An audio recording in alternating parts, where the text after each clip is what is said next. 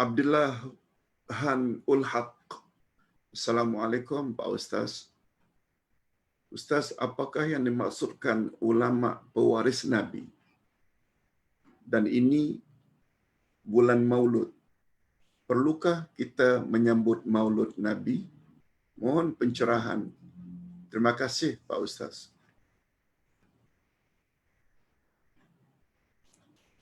Ustaz jawab secara ringkas saja.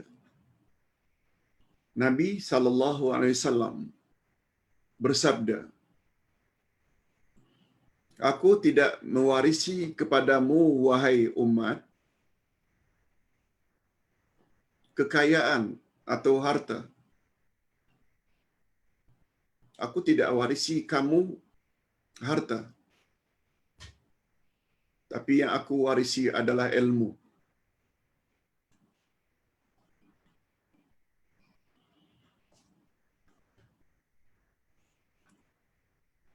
Itu sebabnya Abdullah bin Mas'ud pernah pergi ke pasar. Di zamannya, setelah baginda wafat. Lalu beliau pun melaungkan suaranya.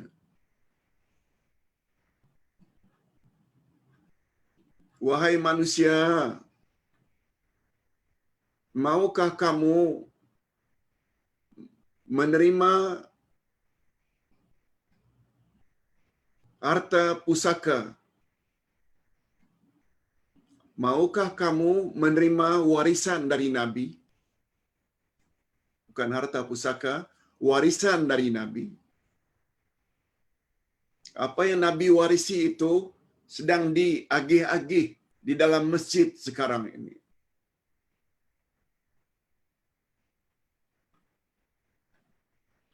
Lalu banyak manusia zaman itu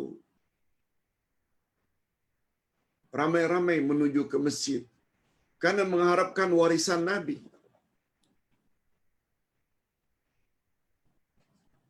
Tapi akhirnya mereka hampa. "Bohonglah kamu, wahai Abdullah bin Mas'ud. Tak ada pun warisan Nabi dibagi-bagi di masjid. Cuma yang ada hanya penceramah. Seorang sahabat sedang menyampaikan tazkirah." Kata Abdullah bin Mas'ud membaca hadis Nabi.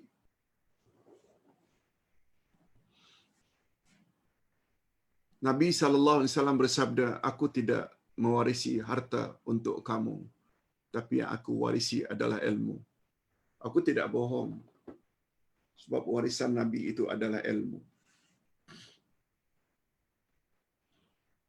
Ustaz sebut warisan ilmu ini sebab Nabi bersabda dalam hadis lain, "Al-ulama warasatul anbiya." Ulama itu adalah pewaris Nabi, penerus Nabi, mewarisi kerja-kerja Nabi.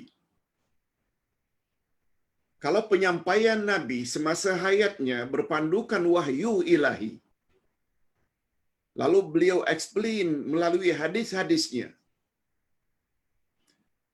barulah namanya ulama itu pewaris Nabi bila dia mengajar kepada orang ramai macam yang Nabi ajar, bukan dengan mereka-reka pendapat ini, pendapat itu. Bagi Ustaz, itu bukan pewaris Nabi. Pewaris Nabi bila bercakap tentang agama, bawa ayat Quran, bawa hadis Nabi, itu yang diajar oleh Nabi. Ulama barulah layak dikatakan pewaris Nabi bila mereka menyampaikan juga sama dengan style Nabi, sama dengan prinsip Nabi. Mudah-mudahan boleh difahami maksud itu. Ustaz, sangat jaga dengan prinsip ini. Apalagi kata Nabi, sebulan yang lalu kita dah bahas bab ini. Siapa yang menyampaikan hidayah, petunjuk, lalu ada yang follow, maka dia dapat pahala sebanyak mana orang yang follow ajarannya itu dengan tidak dikurangi sedikit pun. Siapa yang menyebarkan dalalah, kesesatan, siapa yang follow ajaran sesat yang dia sampaikan, maka dia terima dosa sama dengan sebanyak mana orang yang follow dia punya ajaran dengan tidak dikurangi sedikit pun. Ustaz berpindah kepada soalan kedua. Safar otai safar, Ustaz, apa maksud al-insyirah?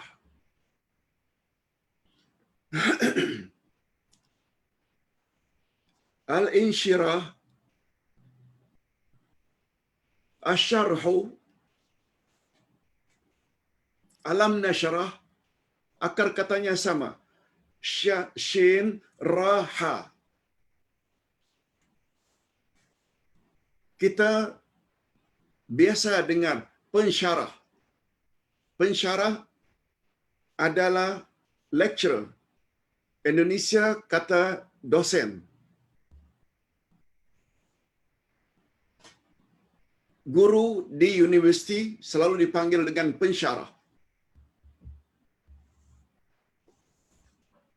Kenapa?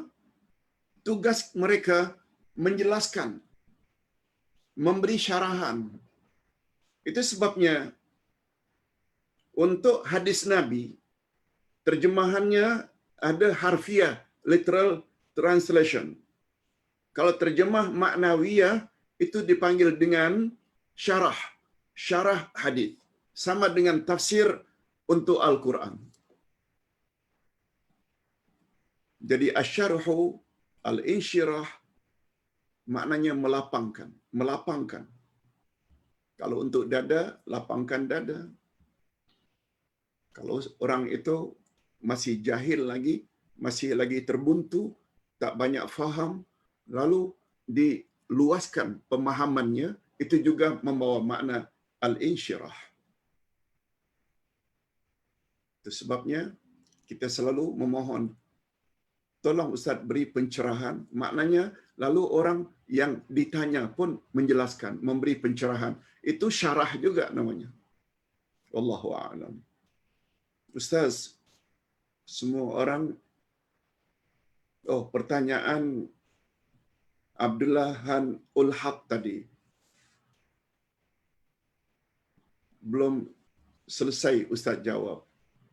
Apakah sempena bulan Rabiul Awal kita perlu rayakan Maulid Rasul? Ustaz dah jawab sebenarnya sebelum ini. Nabi tidak pernah minta supaya hari lahirnya dirayakan.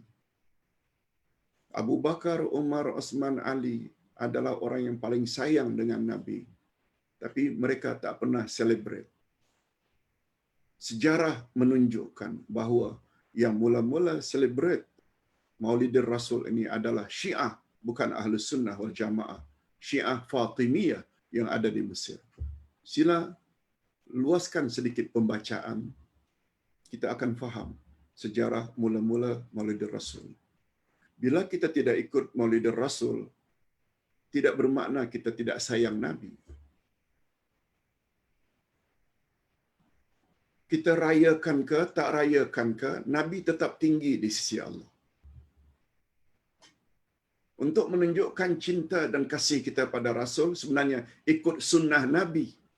Antara lain, bersalawatlah. Dan bersalawat tidak perlu hanya pada bulan Rabiul Awal. Sepanjang tahun.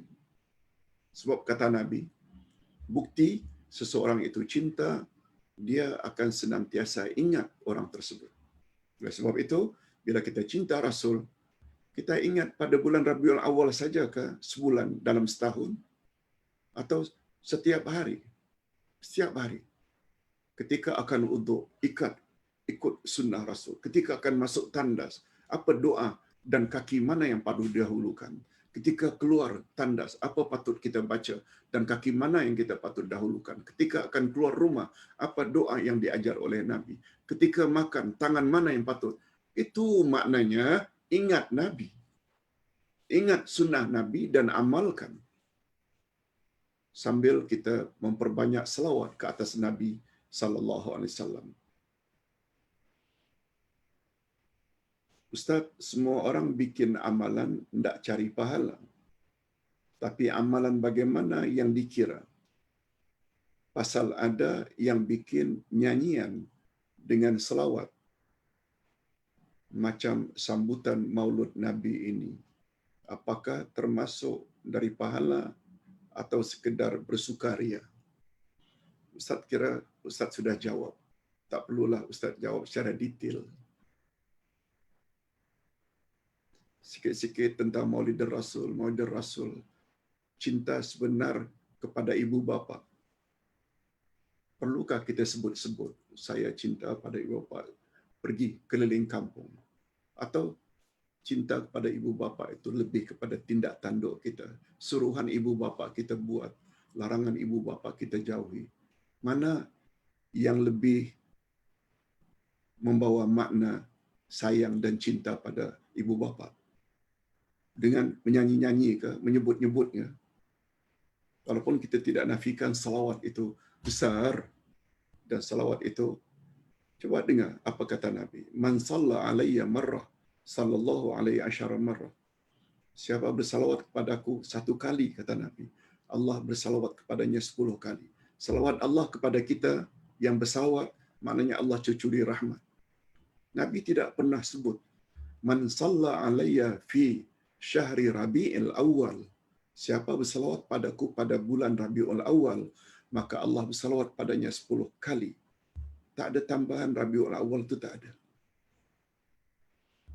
Apalagi membawa hadis-hadis yang sangat dhaif. Siapa bersalawat pada Nabi selepas selesai asar hari Jumaat, maka 80 tahun dia punya dosa akan diampuni oleh Allah.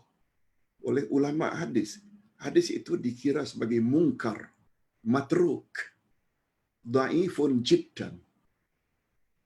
Apalagi menyangkut masalah-masalah ghaib. Hadirin dan hadirat rahimakumullah. Kita jangan buang masa dengan menjawab perkara-perkara yang remeh tersebut.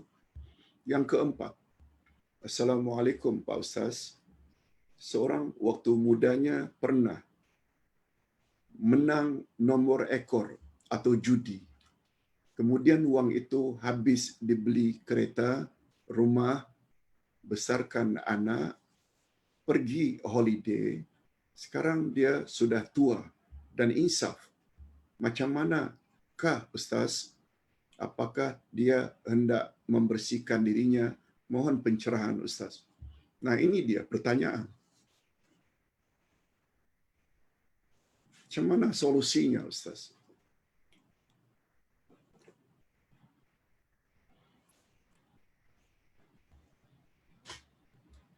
Hadirin dan hadirat rahimakumullah. Rasulullah sallallahu alaihi wasallam bersabda secara umum, kullu bani Adam khata' wa khairul khata'in at-tawwabun. Setiap anak cucu Adam mesti bersalah. Mesti buat silap. Mesti buat dosa. Dan sebaik-baik orang yang membuat dosa adalah orang yang tobat.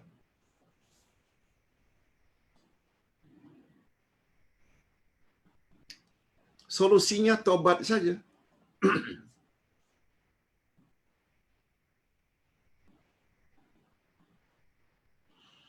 Allah Subhanahu wa taala, kata Nabi, membuka tangannya menerima tobat pada waktu malam terhadap pelaku-pelaku dosa di waktu siang, dan Allah membuka tangannya menerima tobat pada waktu siang terhadap orang-orang yang melakukan dosa pada malam.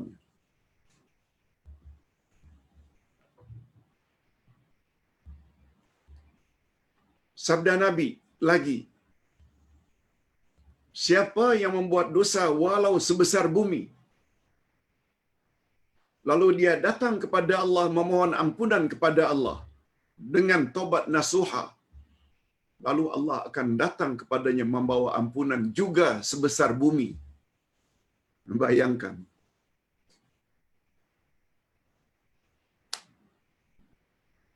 Cuma yang mustahak, kita kena ingat, ada ketikanya pintu tobat itu ditutup. ada ketikanya pintu tobat itu ditutup, yaitu ketika nazar.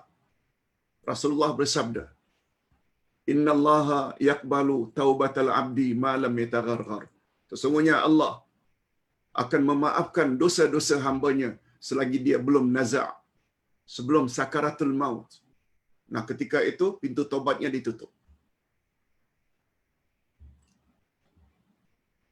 Ada tak dosa-dosa yang Allah tidak maafkan, Ustaz? Jawabnya tidak ada. Semua dosa boleh diminta maaf selagi hayat di kandung badan. Ingat ya, selagi hayat di kandung badan. Adapun ayat 48 dari surat An-Nisa, "Innallaha la yaghfiru an yushraka bih wa yaghfiru ma duna dzalika liman yasha." Sesungguhnya Allah tidak akan ampun dosa syirik dan Allah akan ampun dosa selain itu bagi orang yang Dia kehendaki. Sepakat ulama tafsir kata dosa syirik yang tidak diampun itu bila dia mati dalam syirik. Itu memberi makna hatta dosa syirik bila kita tobat nasuha selagi hayat di kandung badan dan sehat, belum nazar, hatta dosa syirik Allah akan ampunkan. Lihat ayat 53 dari surat Az-Zumar. Qul ya ibadiyalladzina asrafu ala anfusihim la taqnatu min rahmatillah. Katakan, hai Muhammad, hai hamba-hambaku yang banyak melakukan dosa, jangan kamu putus asa akan rahmat Allah. Allah suruh Nabi Muhammad menyampaikan kepada hamba-hambanya, pada umat Nabi Muhammad, termasuk kita. Kita yang macam mana? Asrafu ala anfusihim, yang bergelumang dosa.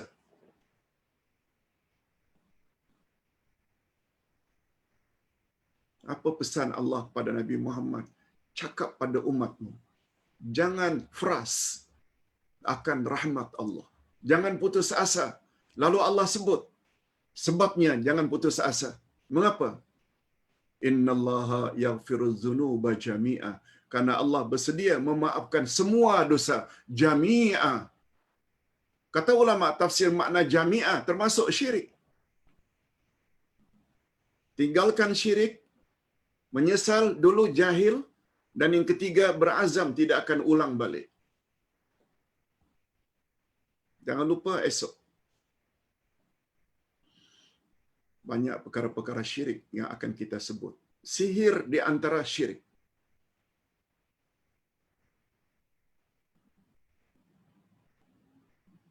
Itu sebabnya kata Nabi, sesuai dengan pertanyaan, apa kata Nabi? Innamal a'mal bil khawatim.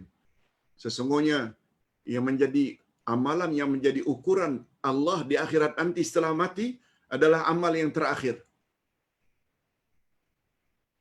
Kita dulu ketika muda umur 17 tahun, 12 tahun tak tutup aurat, majority. Ibu-ibu yang hari ini umur 60, 65, 70, majority tidak tutup aurat dulunya. Apalagi ketika sekolah menengah. Tingkatan 5, tingkatan 6, dah balik dah. Universiti. Mana ada dulu tutup aurat? Tahun 60-an, 70-an. No problem. Pernah minum arak, pernah berjudi, pernah berzina. No problem.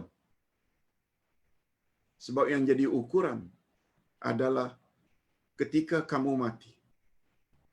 Kamu sudah perbaiki atau belum? Itu sebabnya muncul kaedah al-ibrah bikamalin nihayah la binaqsil bidayah.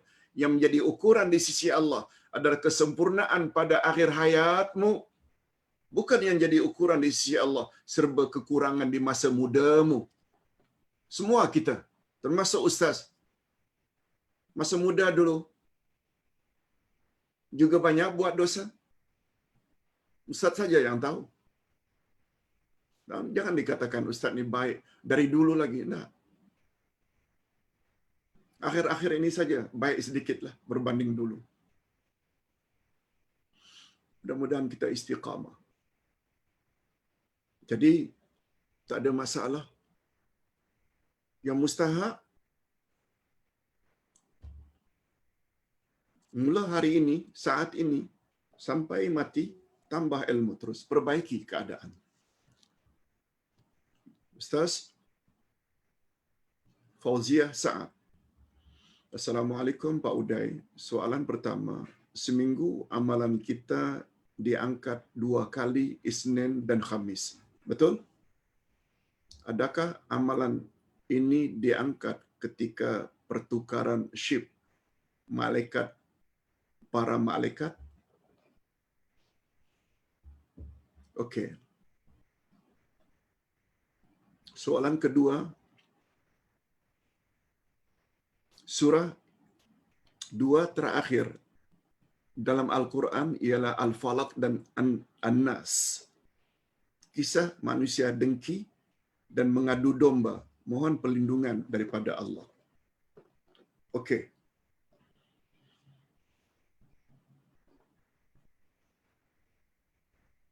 Ada orang yang mendakwa Nabi Muhammad sallallahu alaihi wasallam suka puasa sunat hari Isnin karena beliau lahir pada hari Isnin.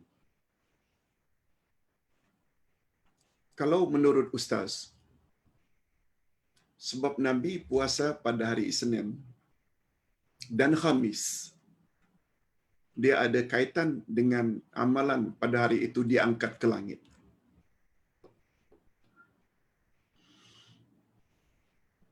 Kata Nabi, amal saleh seseorang diangkat ke langit 2 kali dalam seminggu, iaitu Isnin dan Khamis. Dan aku suka amalku diangkat ke langit ketika itu aku sedang berpuasa. Atas dasar itu penyebab Nabi mengapa puasa hari Senin dan Khamis. Karena pada hari itu, kepada penanya Fauziah Sa'ad, Ustaz tidak mau jawab apakah ketika shift siang ke atau shift malam. Sebab bila kita jahil dalam hal ini, tak ada masalah. Sebab itu bukan urusan kita. Untuk apa kita hendak dalam-dalami sangat. Yang penting, kata Nabi, adalah pada hari Isnin dan hari Khamis. Tentang surat Al-Falaq pula dan An-Nas. Nabi SAW pernah komen terhadap 2 surah itu, Al-Falaq dan An-Nas. Kata Nabi, 2 surah ini adalah muawwidzat, surah pelindungan diri. Nabi SAW sangat suka membaca 2 surah ini ditambah sebelumnya surah third last, iaitu Al-Ikhlas. Semuanya itu dipanggil dengan muawwidzat. Al-Ikhlas, Al-Falaq, An-Nas. Nabi selalu baca pagi dan petang. 3 kali. Nabi baca sebelum tidur dan banyak ketika begitu juga Nabi setelah turunnya 2 surah ini, Nabi selalu memohon perlindungan Allah dengan membaca 2 surah tadi ditambah sebelumnya surat Al-Ikhlas. Tentang penjelasan lanjutnya, tunggu saja nanti pada giliran tafsir surah Al-Falaq dan An-Nas. Wallahu a'lam. Abdullah Hinhan Al-Haq. Benarkah Rasulullah lahir sudah dikhatan dan tali urinya siap dipotong dan posisi sujud? Mohon pencerahan Ustaz. Ustaz pernah menjelaskan bab ini ketika membahas apa yang kita patut lakukan terhadap baby yang baru lahir. Ada 7 perkara. Beri ucap tahniah kepada orang yang dapat baby. Yang kedua, azankan dan qamatkan telinganya. Yang ketiga, tahnik belah mulut. Yang keempat, tahlik cukur rambut. Yang kelima, tasmiyah.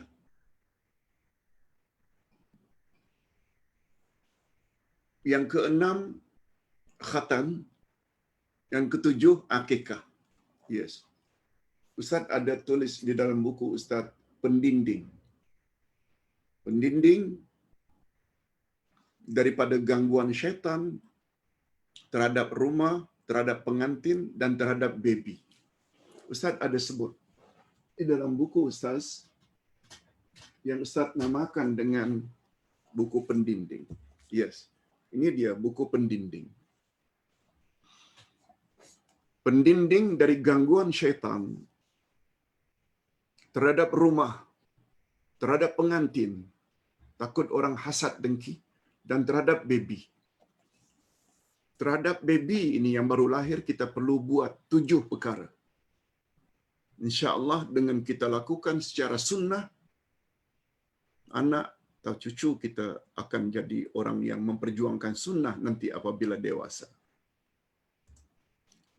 Minta maaf, kita terus kepada pertanyaan,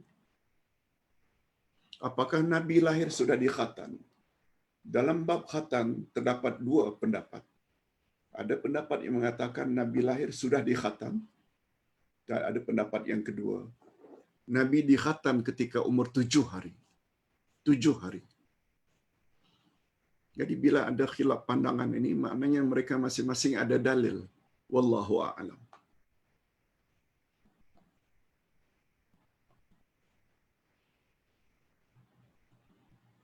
Tentang urinya siap dipotong, posisi sujud, ini tidak datang dari Nabi. Tidak datang riwayat yang sahih tentang kelahiran Nabi SAW.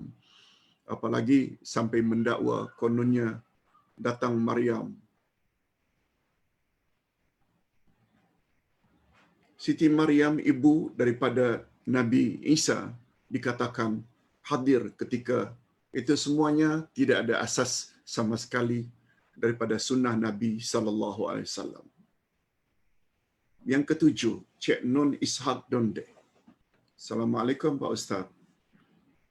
Adakah si Anu yang telah membunuh orang Perancis yang telah memperlekeh Nabi Muhammad sallallahu alaihi wasallam dan didapati bersalah dan dihukum bunuh, adakah si Anu atau orang tersebut mati dalam kategori berjihad?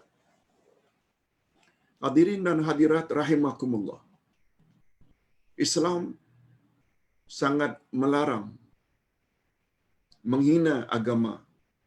Terhadap orang yang menghina agama, hendaklah dilawan dan ditentang.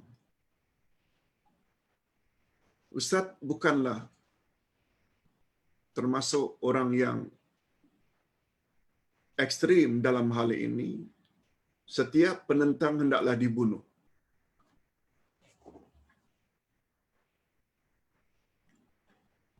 Orang kafir terbagi 2. Ada harbi, ada zimmi. Itu secara umumnya lah. Harbi ini yang kita berperang dengannya. Zimmi yang kita boleh duduk bersama secara aman. Jadi berbunuh-bunuhan dalam peperangan itu memang dibolehkan. Dan mati syahid bila mati. Seperti umpamanya dalam perang salib. Peperangan di zaman Nabi dan para sahabat melawan orang-orang kafir yang menentang Islam. Tapi hari ini, kita dengan orang kafir tidak boleh kita secara umum katakan mereka itu kafir harbi. Walaupun ada yang berpendapat begitu. Bagi Ustaz, kita dengan kafir, kalau di Malaysia ini, Ustaz tidak setuju yang mengatakan mereka itu kafir harbi yang boleh dibunuh. No. Kembali kepada satu orang Chechnya, kalau tak salah, yang dipanggil tadi. Yang dia berhadapan dengan gurunya yang menghina Rasulullah lalu dipenggalnya. Ustaz hanya berani mengatakan, kita doakan mudah-mudahan dia mati syahid. Sebab apa yang dia lakukan itu karena cinta pada Rasul dan tak mau Rasul dibunuh, tak mau Rasul diperlekeh. tak mau Rasul itu dicaci. Dah betul dah itu. Cuma tindakannya ketika itu secara spontan, bunuh,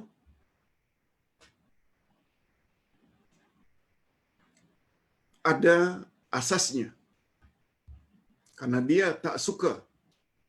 Sebab hadirin dan hadirat, dalam Islam, marah tak boleh dibuang sama sekali. Hanya marah perlu dikontrol. Perlu dikontrol. Perlu dikontrol. Kita disuruh marah bila sepatutnya kita marah. Bila kita tidak marah, rosak iman kita. Dan jangan marah pada tempat yang tidak sepatutnya kita marah. Cuma dalam menyatakan sayangnya kita kepada Nabi sallallahu alaihi wasallam, cara manusia berbeza-beza. Ustaz dimaklumkan oleh Presiden IPSI di Pulau Pinang. Begitu adanya penghinaan terhadap Nabi Muhammad sallallahu alaihi wasallam di Perancis, mereka buat satu program memberi hadiah kepada orang-orang susah termasuk non-Muslim untuk menunjukkan ini dia Islam. Islam itu lemah lembut. Tapi bagi pemuda Chechnya yang membunuh orang yang menghina Rasul, bagus kalau kita serahkan kepada Allah Azza wa Jalla sambil berdoa, mudah-mudahan beliau termasuk salah seorang yang mati syahid. Sebab tindak tanduknya itu menunjukkan beliau sangat sayang kepada Nabi Muhammad sallallahu alaihi wasallam. Dan jangan katakan itu mati sesat. Walaupun Ustaz sendiri secara peribadi, karena background Ustaz dakwah, Ustaz tentu saja tidak akan berbuat demikian. Ustaz lebih cenderung pada dakwah. Ajak mereka. Dakwah mereka dengan lemah lembut. Wallahu a'lam. Ustaz Jod Hafizah Hamid. Assalamualaikum Pak Ustaz. Tafsir surah Al-Insyirah ayat 5 dan 6.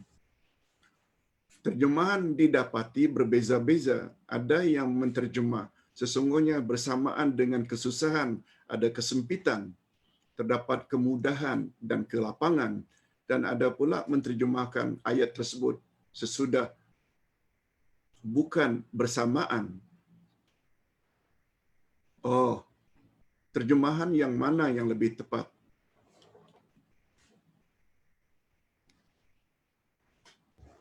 Inna ma'al usri yusra. Perkataan ma'a, makna asalnya adalah bersamaan. Bersamaan dengan kesusahan ada kemudahan. Bersamaan dengan kesusahan yang menimpa kita ada kemudahan. Yang lebih tepat itu bersamaan. Sebab makna ma'a itu bersama. Namun demikian, dia tidaklah, ini baru terjemahan saja. Yang mustahak kita penting faham tadi itu tafsirannya. Wallahu a'lam. Second last, ada 10 pertanyaan. Second last, Azizah Saad. Ustaz, bila kita explain dekat kawan-kawan pasal selawat Nabi, yang Nabi suruh, mereka akan berkata, mana kau tahu kebenaran sebab kita belum mati? Apakah dalil yang kita patut gunakan? Ustaz, bila kita explain dekat kawan-kawan pasal selawat Nabi, yang Nabi suruh agar berkata, mereka akan berkata, mana kamu tahu kebenaran sebab kita belum mati? Hadirin dan hadirat, kebenaran hanya boleh kita tahu setelah mati ke? Yang selama ini awak salat 5 kali sehari semalam, awak tahu tak itu benar? Bahawa salat zuhur, asar, isyak 4 rakaat, tahu tak itu benar? Bukan tunggu mati. Maghrib 3 rakaat, subuh 2 rakaat. Tahu tak itu kebenaran? Jangan tunggu mati. Lalu bagaimana kita klasifikasi atau kategori itu semua adalah kebenaran? Karena tertera dalam Al-Quran, aqimus salat, dirikan salat. Nabi pula explain dalam hadis yang sahih, Zuhur, Asar, Isyak 4 rakaat, Maghrib 3 rakaat, Subuh 2 rakaat. Memulai dengan takbiratul ihram, menyebut Allahu Akbar. Kemudian letak tangan, rukuk, sujud. Apakah menurut kamu itu bukan kebenaran segala yang datang dari Nabi? Lalu mendakwa, mana kita tahu sebelum kita mati?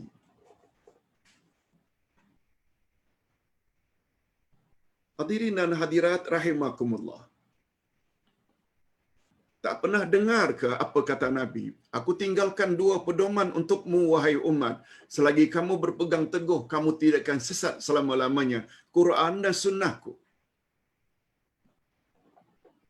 Azizah Sa'ad, jangan dilayan sangat dengan rakan-rakan yang seperti itu.